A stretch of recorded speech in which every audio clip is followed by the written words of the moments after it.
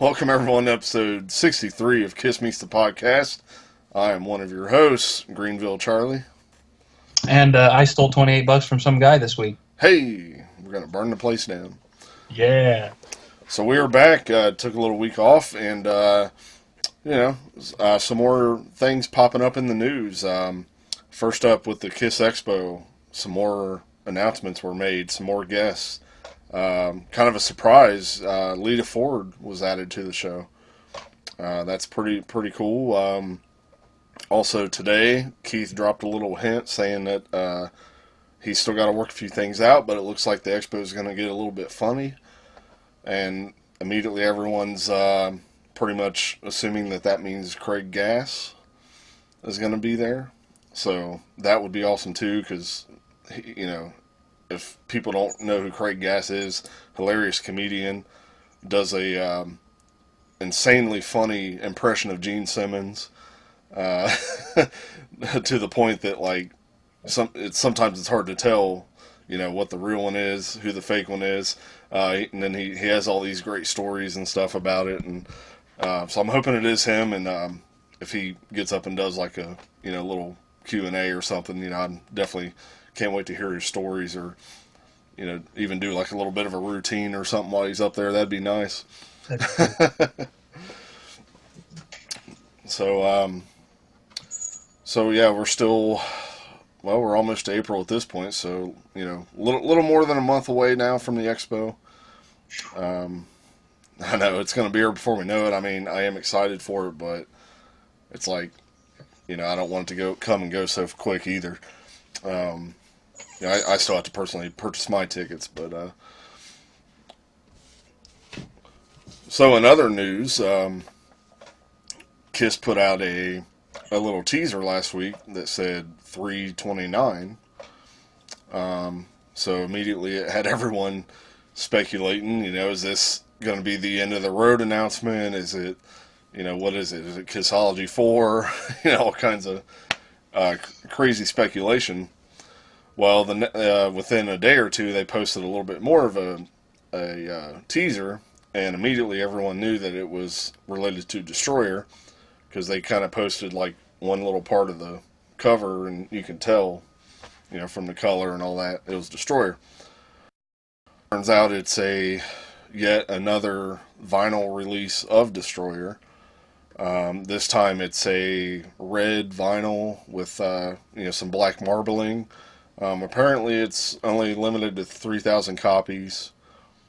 Other than that, there's nothing else special about it. It's not remastered. It's not the resurrected edition. It's, there's no extra, demos or anything like that that's going to be included. It's basically just another item for the hardcore collectors, I guess. I'm still kind of on the fence about it myself.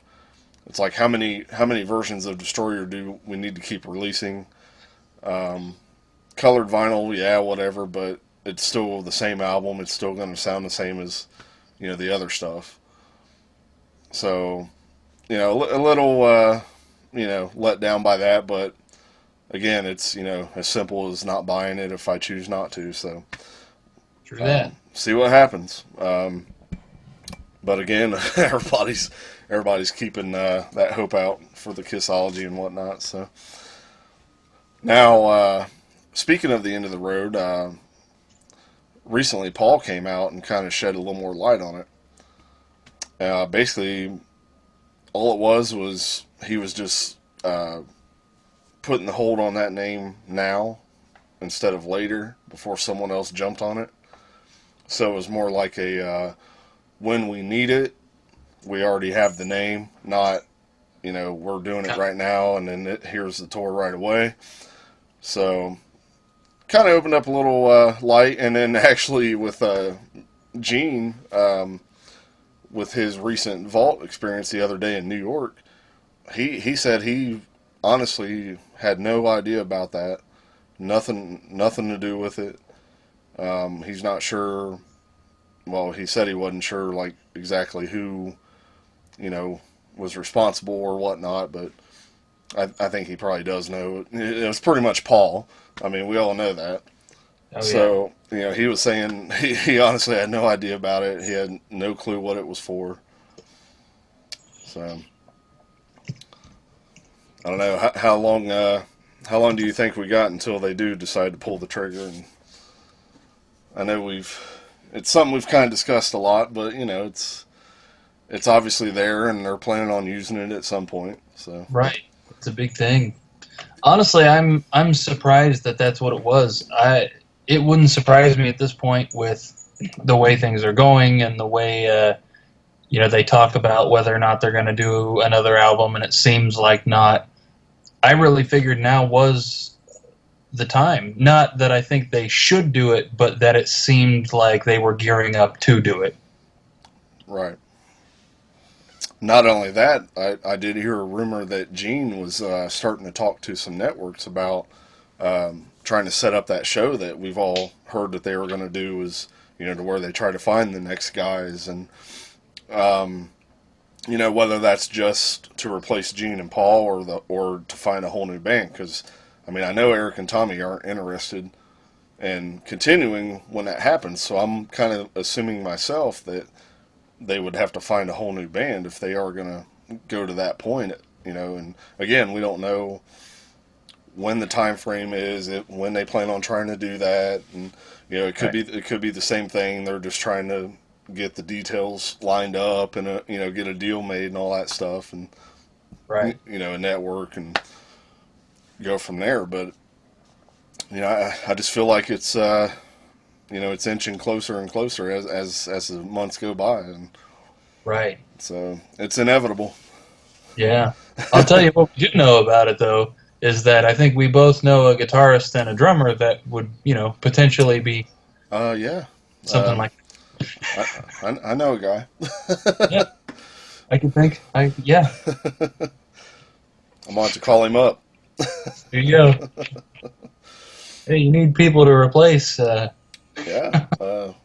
Sure. Yeah. I'll shave my beard for that kind of money. I mean, I don't know if I can give up doing our Peter Criss tribute band, but That's true. That's going to be tough. because there's it's special performing that full album from beginning to end. It really is. So And all of us dressed up as Peter. I mean, the Peters. the Peter. So actually, speaking of Peter, and a little bit about the Gene Vault.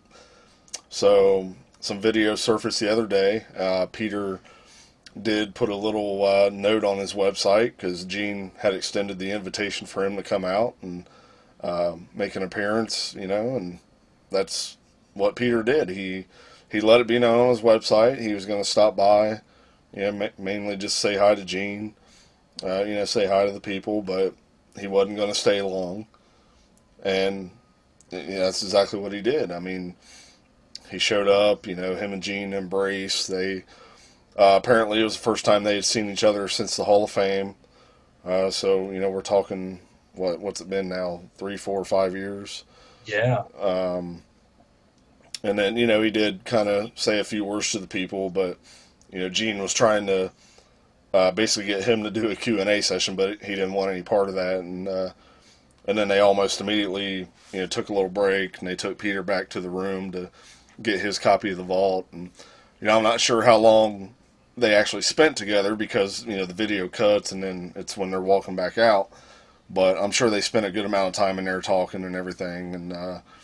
And Gene mentioned once he got back on stage and Peter left, as he said before in the past, basically it's when it comes down to everything, after all the the jabs that get thrown back and forth between all the guys, when it comes down to it, it's like a family. When they see each other every time, immediately it's that special bond that they have, from the beginning of what it was like trying to make it and struggling, and it's something all the other, Eric and Tommy, all the other members, will never have with Gene and Paul, is that special extra bond. And that's just the first thing that pops up as soon as they see each other, and it's and it's definitely like seeing old family or a long lost brother. You immediately kind of have that love for each other, and then then you go back to bickering afterwards. And Right. but I thought that was pretty special. It was really cool for Peter to show up. Apparently, if I'm not mistaken, I thought I heard him say in the video that he traveled at least an hour and a half just to come out to that. Nice. Um, and again, people were complaining, oh, Peter didn't answer any questions or play any songs, and it's like, come on. The guy said straight up that he wasn't going to do that. He was just going to make an appearance. If anything, it was just to show up and say hi to Gene, showing that respect and appreciation, get his copy of the vault, and go home. And that's exactly what he did. Yeah. It's like, come on, people. Like, you guys can't, you're expecting like a full concert from the guy. Right. Hasn't he given enough? Exactly. That would have been cool enough just being there, seeing the two of them re-embrace. And, with all this that's going on, I'm sure a lot of it is to do with the fact that the end is coming. It's time to start burying the hatchets and, quit bickering all the time and start mending old wounds, like they've done with, Vinny. I mean, that's going to be huge still. The vault experience that Gene invited Vinny to is coming up here in April. So when that happens, that's going to be even bigger. I can't wait to see that moment.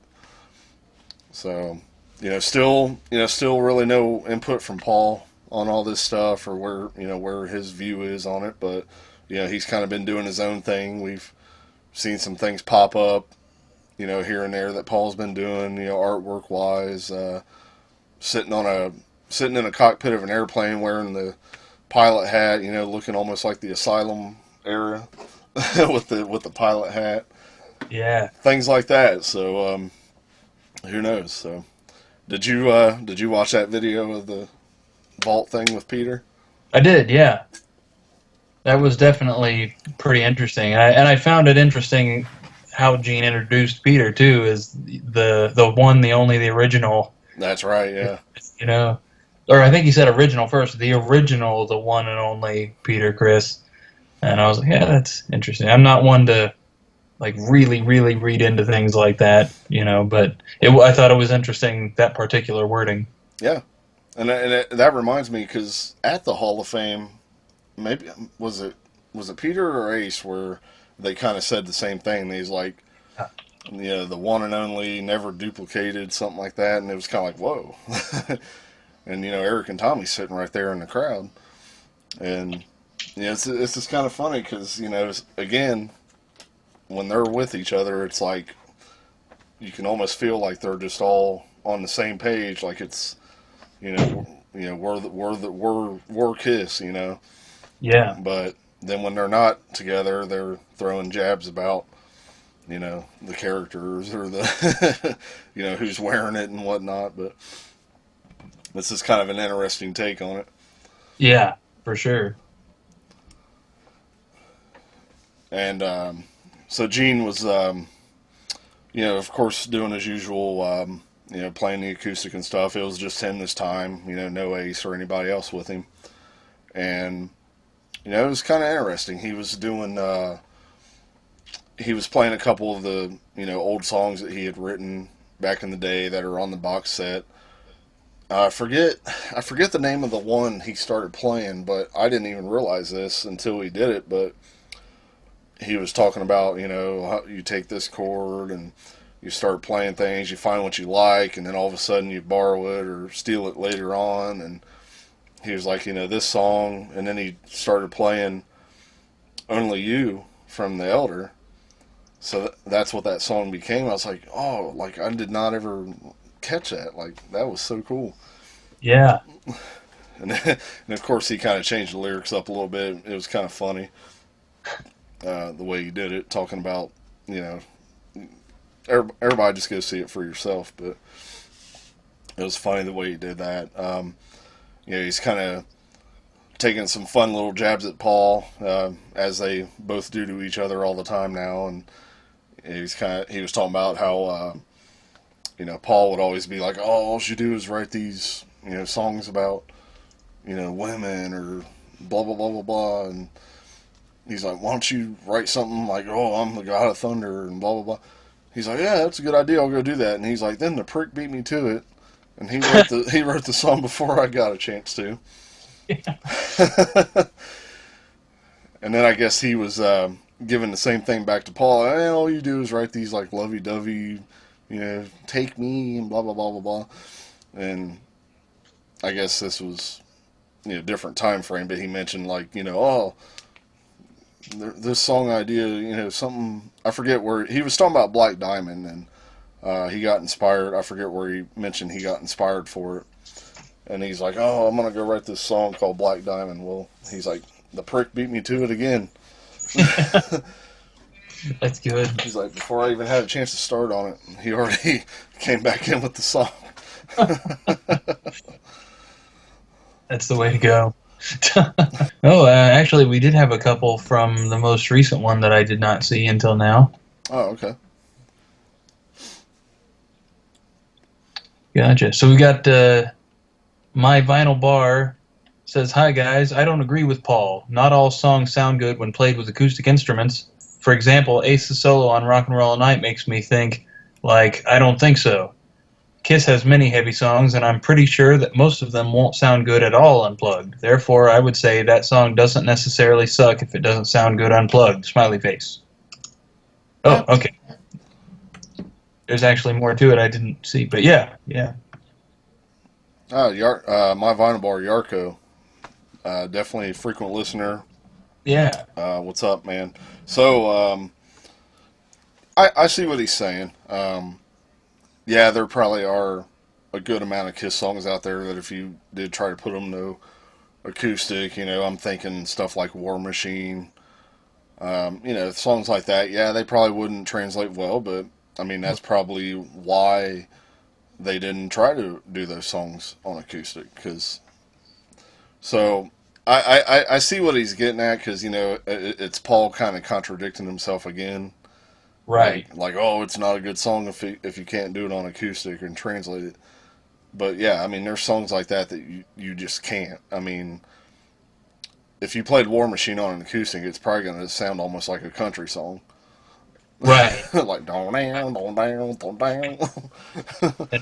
Chords always translate to acoustic. At least generally they translate to acoustic well, but riffs, not so much. Now, some riffs you can turn into chords and make it sound okay, but yeah, like you were saying, War Machine, yeah, that would definitely be weird. Yeah, play it on a banjo.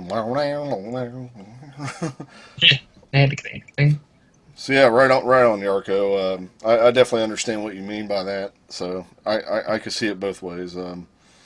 There's plenty. I think there's plenty more songs that they haven't done acoustically that would work, and then just the same of ones that they shouldn't attempt on acoustic. So Definitely. you say there was more to his comment, or do we have another comment on there?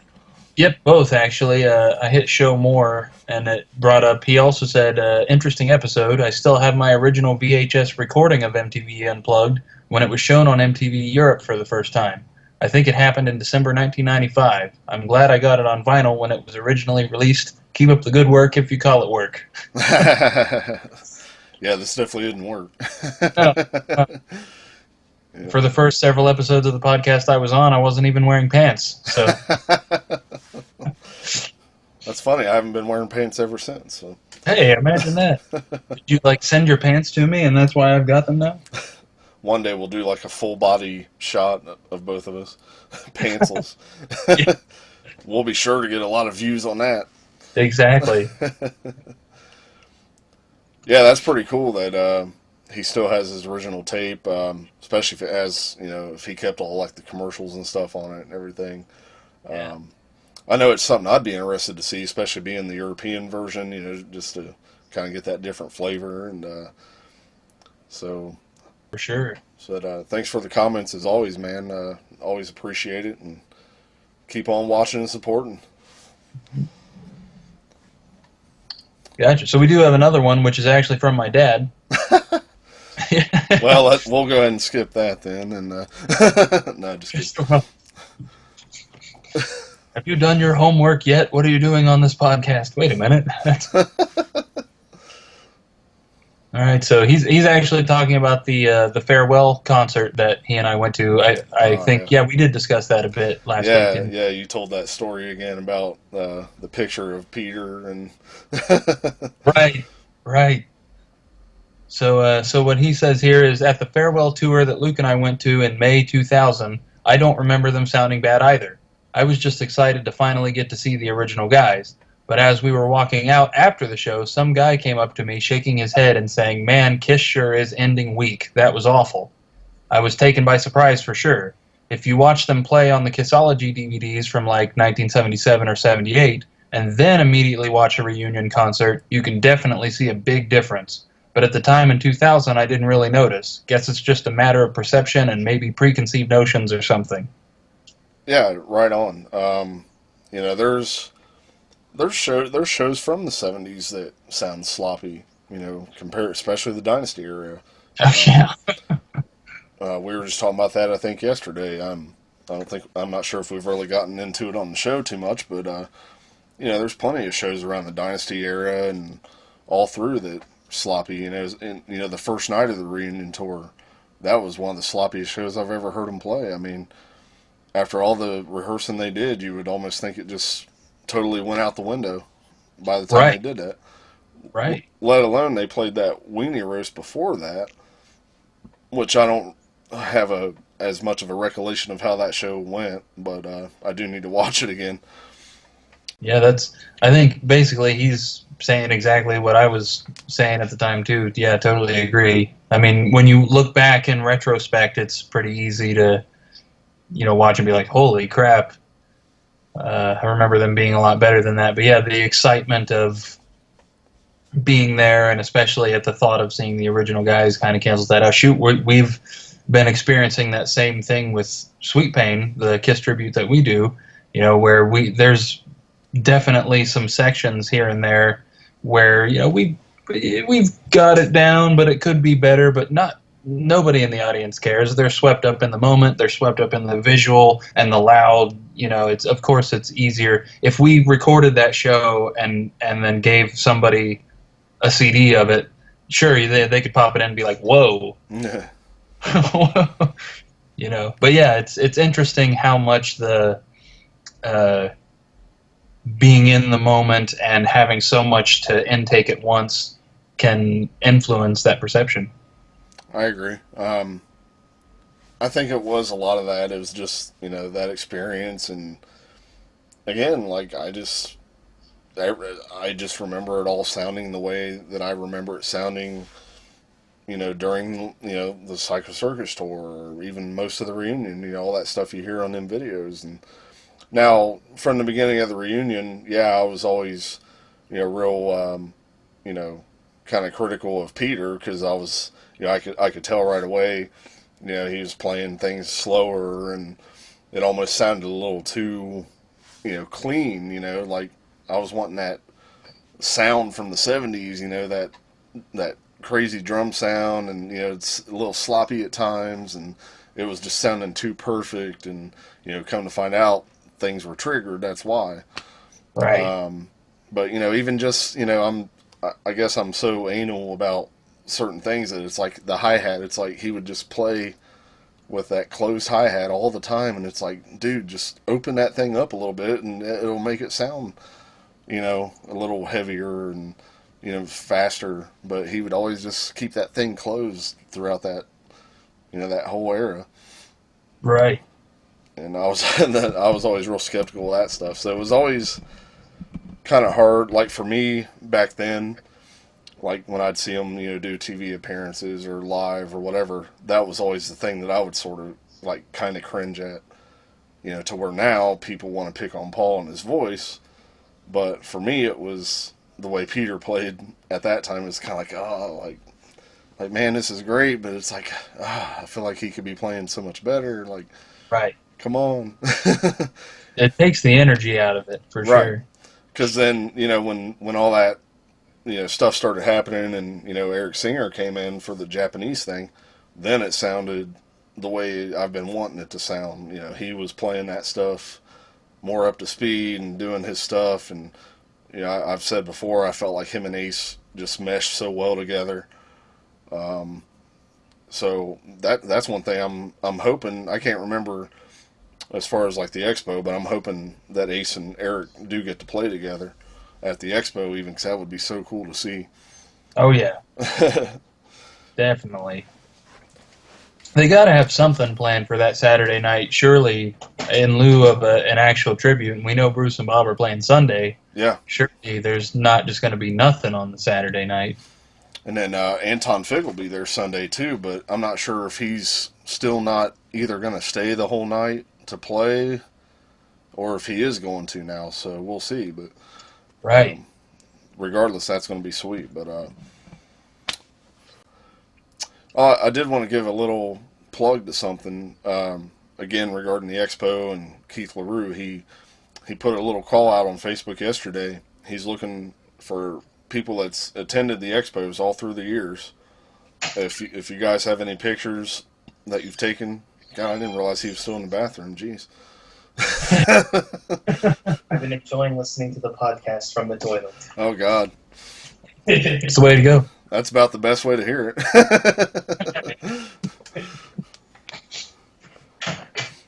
Oh God, it helps me crap.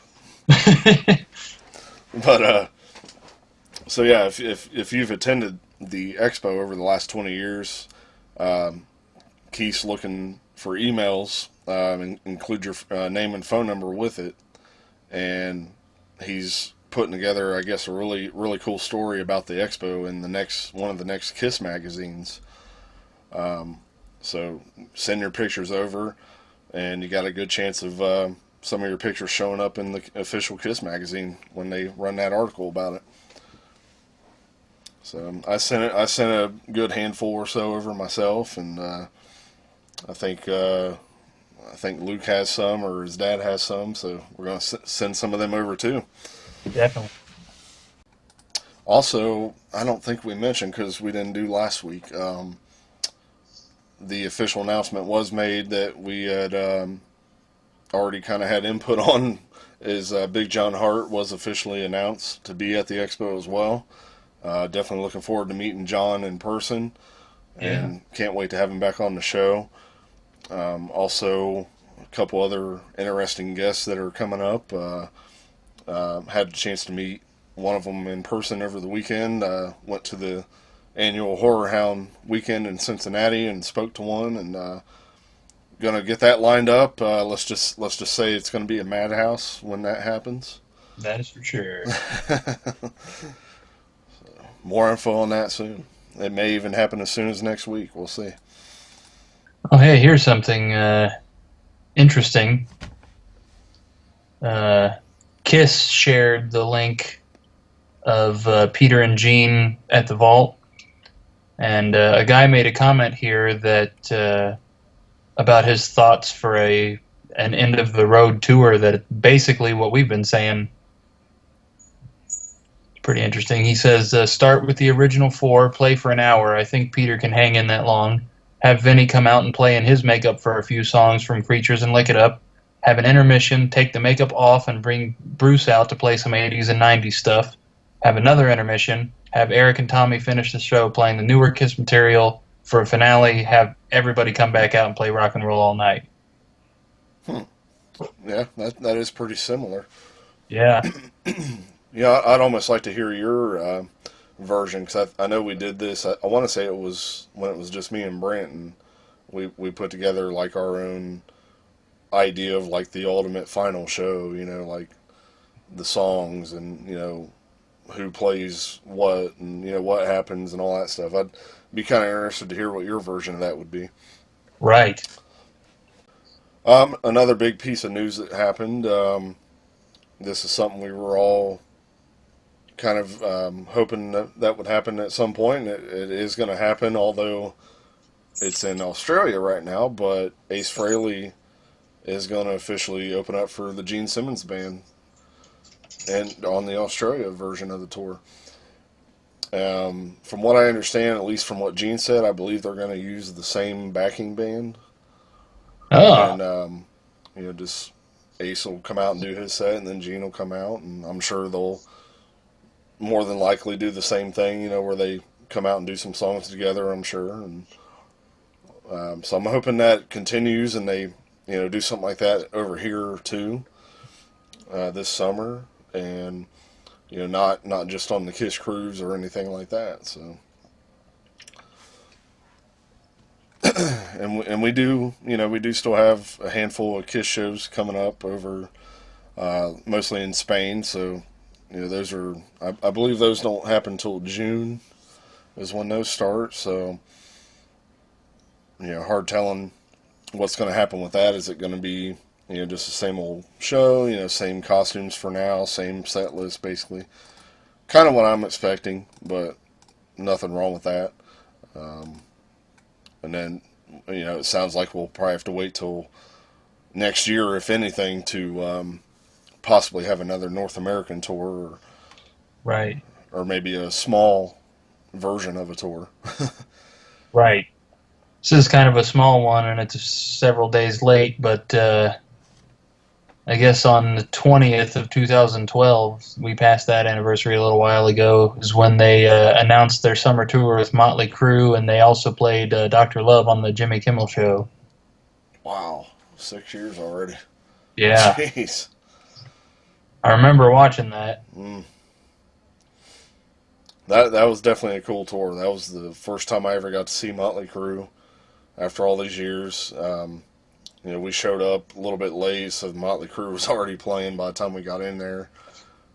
We were thinking there was going to be some sort of opening band, but not the case. They were already going, but it was definitely an enjoyable show. They definitely got the crowd going, on fire. And then when Kiss came out, it was just like, you could have just, it felt like you was in like the set of Armageddon or something, the All Hell's Breaking Loose video or something. Yeah.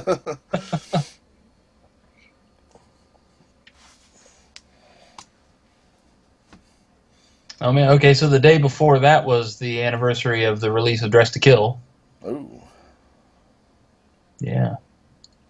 They asked what your favorite song was for that, and there's a comment down here that's pretty interesting. It's not a story that you hear too often here.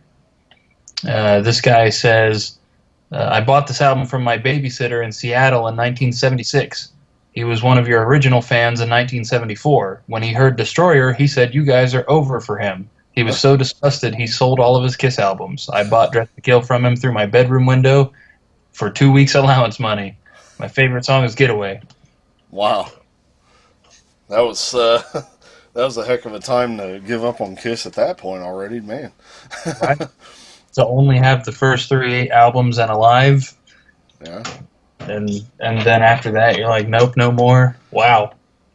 I mean, it truly is a whole different version of Kiss, though. When you go through those first 3 albums and Alive, and then from Destroyer on, it's it's definitely. And again, it's like I'll never know what it was like being around as that stuff happened and knowing what the initial. But I can almost see where some people would have been a little turned off or hesitant, at first, and just it makes me wonder if that person ended up coming back though at some point. Right. That would be a cool thought. I'd be interested to get somebody like that's take on, some of the more, how to put this, universally disliked album. If he didn't like Destroyer, if he came back in the 80s, what did he think of Crazy Nights? You know what I mean? God. Yeah. It's like, maybe some of these new fans are like, I love Psycho Circus, but then when Sonic Boom came out, I gave up, and or Sonic Boom, and then when Monster came out, I gave up, and yeah, strange ways, twisted fate. All right, then, everyone, we're gonna wrap it up this week. Continue to like, subscribe, keep sharing, keep subscribing, and let us know some of your memories on the subjects we talked about. And again, we're still kind of, we're keeping the option open for another co-host at some point. If anyone is interested, drop us a line. I'd be more than happy to have you come on, run a little test and all that stuff with you.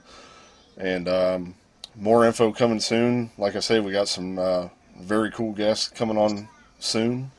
So maybe even as early as next week. So keep watching, tune in, see what happens. All right then. So thanks as always for watching, and we'll see y'all next week.